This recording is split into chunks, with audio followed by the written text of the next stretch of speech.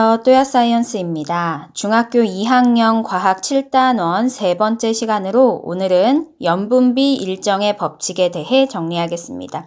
유튜브 하단에 더보기를 클릭하시면 필기 PDF 자료를 다운받을 수 있는 링크가 있습니다. 자료를 다운받아서 함께 필기하며 학습하시기 바랍니다. 자, 그럼 시작하겠습니다. 바닷물, 수권에서 대부분을 차지하는 게 해수, 바닷물이죠. 바닷물이 짠맛을 갖고 있다는 건 누구나 아는 사실입니다. 이 짠맛을 내는 이유가 바로 물 속에 어떤 성분들이 녹아 있기 때문인데요. 이때 바닷물에 녹아 있는 물질들을 통틀어서 염류라고 합니다. 대표적인 염류가 염화나트륨이 있고요. 그리고 염화 마그네슘이라든지 아니면 황산 마그네슘과 같은 성분들이 녹아 있습니다. 자, 그런데 이 성분 중에 가장 많은 비중을 차지하는 것이 바로 염화나트륨이죠. 우리가 소금이라고 부르는 성분입니다. 그리고 이 염화나트륨이 짠맛을 냅니다. 그래서 바닷물이 짜게 느껴지는 것이죠. 자, 그런데 이 염류가 녹아있는 정도가 바다마다 다릅니다. 우리나라만 쳐도 우리가 이제 삼면이 바다로 둘러싸여져 있어서 동해, 서해, 남해가 있죠. 동해, 서해, 남해 물이 다 짠 것 같이 우리한테는 느껴지지만 사실상 그 물 속에 녹아있는 염류의 양을 비교를 한다면 그 차이가 있다라는 거죠. 자, 이때 바닷물 속에 녹아있는 염류가 얼마나 녹아 있는지를 나타내는 값이 바로 염분입니다. 기준은 바닷물 1kg. 1kg은 1000g이죠. 바닷물 1000g에 녹아있는 염류의 그람 수를 나타낸 개념이 염분입니다. 그래서 동해, 서해, 남해, 그리고 바다마다, 그리고 만약에 비가 많이 오고 가물고 그에 따라서 또 염분값이 달라져요. 그래서 시기마다 염분이 달라진다라고 표현을 하시면 됩니다. 염분의 단위는 이걸 써요. 적어주세요. 알파벳 P, S, U. 읽을 때도 그냥 PSU라고 읽으시면 되고요. 영어로 Practical Salinity Scale 또는 Practical Salinity Unit라고 생각하시면 되는데 우리말로는 실용적 염분 단위 이렇게 말합니다. 실용 염분 단위 읽을 때는 PSU라고 읽어주시면 돼요. 하나의 단위를 더 써주는데요. 자, 여러분 퍼센트 아실 겁니다. 이 퍼센트에 아래쪽에 똑같은 동그라미를 하나 더 그려 넣어 주시면 이거는 퍼센트가 아니라 밀이라고 합니다. 퍼센트가 우리말로 100분율이라면 이 퍼밀은 1000분율에 해당해요. 자, 그래서 퍼밀 또는 PSU라는 단위를 사용해 주시면 되는데 조금 추가로 설명을 하면 우리가 퍼센트라는 단위를 쓰는 100분율을 계산을 할 때는 전체 용액 100 중에 용질이 얼마나 녹아 있는지를 100을 곱해서 나타냅니다. 그러면 잘못 썼네요. 퍼센트 단위의 100분율이 나오게 되거든요. 그런데 퍼밀, 1000분율은 뭐냐면 바닷물 1kg, 즉 1000g이 기준이라 그랬어요. 바닷물 1000g 중에 염류가 얼마나 녹아 있는지를 1000을 곱해서 나타낸 값입니다. 이럴 때는 퍼센트가 아니라 퍼밀이라는 단위를 써주게 되는 거죠. 그래서 1000분율이라고 합니다. 퍼센트 농도로 한 3.5%다. 그러면 이게 퍼밀로 따지면 1000분율로 따지면 35 퍼밀이다 라고 생각을 해주시면 됩니다. 자, 그 다음에 전 세계 바다의 평균 염분은 얼마냐면 35 퍼밀입니다. 자, 35 퍼밀은 3.5% 정도의 퍼센트 농도라고 했고요. 35%를 다시 표현하면 35 PSU라고 적어주시면 됩니다. 자, 이거 설명 추가만 할게요. 35%이 의미하는 게 무엇이냐? 기준이 바닷물 몇 킬로라 그랬어요? 1kg. 그러니까 바닷물 1000g 중에 염류의 양이 총 몇 그램 들어있냐? 35g 들어있다. 요렇게 해석을 하시면 돼요. 바닷물 1000g 중에 염류가 35g이면 순수한 물은 몇 g인 거죠? 965g이다. 요렇게 해석을 해주시면 되는 겁니다. 자, 그런데 염류가 바닷물 1000g 속에 얼마 들어있다고 했냐? 35g 들어있어요. 자, 이 염류는 다양한 물질들을 합해서 염류라고 합니다.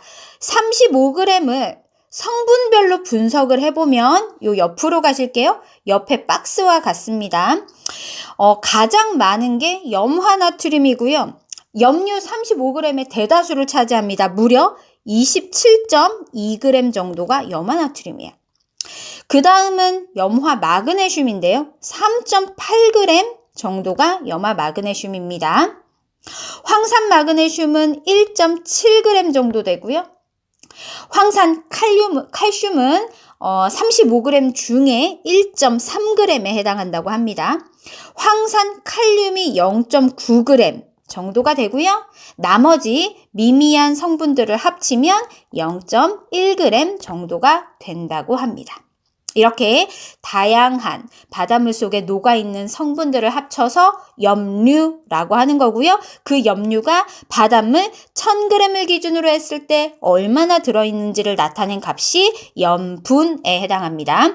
참고로 우리나라 동해, 서해, 남해를 한번 생각해 볼게요. 자, 우리나라 이렇게 살짝 그려주시고요. 제주도, 울릉도, 독도 빼놓지 않겠습니다. 자, 서해는 어느 정도냐면 서해는 한 31% 정도가 된대요. 물론 계절에 따라 달라요. 여름철에는 집중호우로 비가 많이 오니까 이 값이 낮아지고요. 반대로 건조한 가을, 겨울로 갈수록 값이 높아집니다. 연평균 값을 대략적으로 말씀드리는 거예요.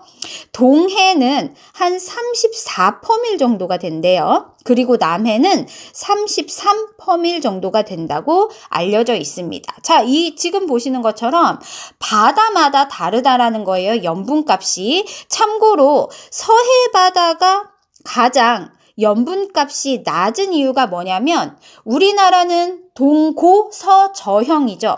이 동쪽으로 우리나라는 동쪽으로 산맥들이 치우쳐 있기 때문에 모든 강물은 흘러 서쪽으로 빠져나가게 됩니다. 따라서 서해 바다는 강물의 유입, 담수의 유입이 많게 되고요. 담수는 짠물이 아니잖아요. 이런 짜지 않은 물이 섞이다 보니까 전체적으로 염분이 낮게 이렇게 측정되는 경향성이 있습니다. 지금 보시는 것처럼 해수의 염분은 다양한 요인에 의해서 영향을 받아서 바다별로 염분값이 다르고요. 또 시기에 따라서도 염분값이 다릅니다. 해수의 염분에 영향을 미치는 대표적인 3가지 요인을 정리해 볼게요. 첫 번째는 증발량과 강수량입니다. 증발량과 강수량. 증발량이 강수량보다 많으면요. 많이 증발이 되니까 염분이 높아요. 반면에 증발량보다 강수량이 적어요. 강수량이 많습니다. 우리나라 여름철 집중호우 기간처럼. 그러면 염분이 낮아집니다.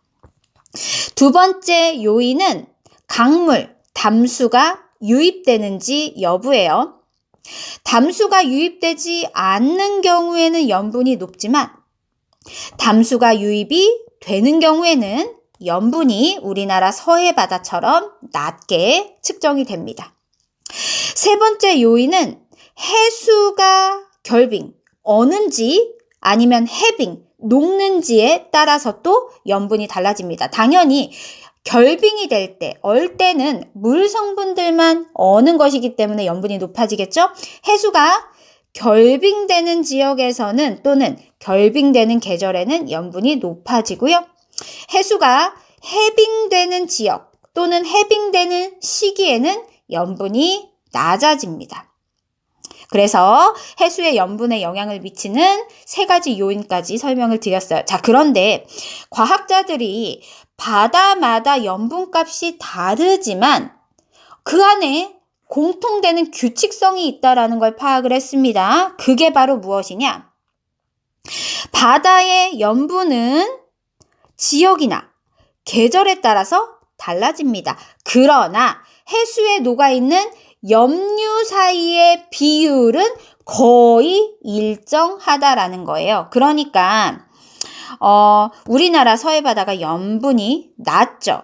이 낮은 염분 안에 한 90%, 염분을 구성하는 염류 중 90%가 염화나트륨이라면 염분이 높은 바다도 여기를 구성하는 염류 중에 90%는 염화나트륨이다 라는 그런 설명입니다. 자, 이것을 우리는 염분비 일정의 법칙, 염분비 일정 법칙이라고 합니다. 다시 한번 읽어볼게요. 바다의 염분은 지역 계절에 따라 달라집니다. 그러나 해수에 녹아있는 염류 사이의 비율은 거의 일정하다. 이것이 염분비 일정의 법칙이에요. 아래 그림으로 이제 모식적으로 이해를 하시는 게 편할 겁니다.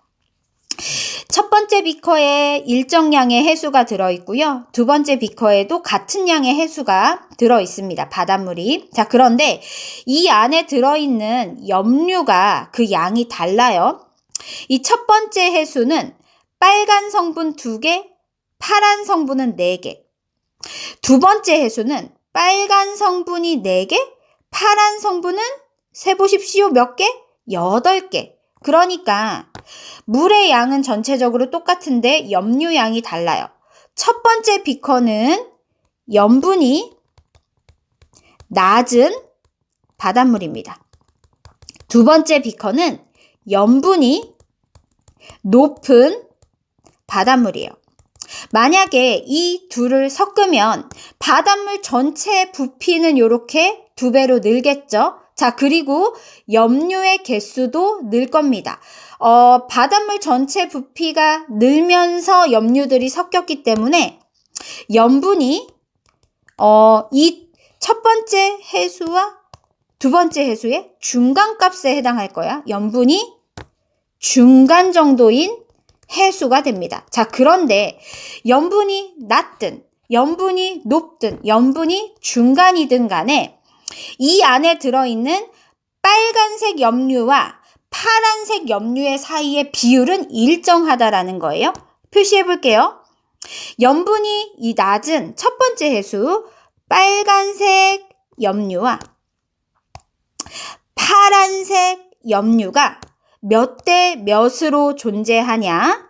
2개, 4개, 2대 4, 1대 2네요. 두 번째 비커로 갈게요. 빨간색 염류와 파란색 염류가 몇 대 몇이냐면 그 절대값은 달라요. 빨간색은 4개, 파란색은 8개니까요. 그런데 그 비율은 1대 2로 동일하다라는 거죠. 염분이 중간인 이 세 번째 해수도 보면 빨간색 염류의 양과 파란색 염류의 양, 그 개수를 비교를 해보면 몇 개 대 몇 개가 되냐? 6개 대 12개가 됩니다. 물론 염분은 낮을 수 있고 높을 수 있고 중간일 수 있어요. 그런데 그 안에 들어있는 염분끼리의 비율이 지금 보시는 바와 같이 1대 2로 일정하게 유지되고 있거든요. 이거는 모든 바다에 적용되고 있는 규칙성입니다. 이것을 우리는 염분비 일정의 법칙이라고 말해요. 자, 오늘은 염류와 염분의 개념 그리고 염분비 일정 법칙까지 정리했습니다. 고생하셨습니다.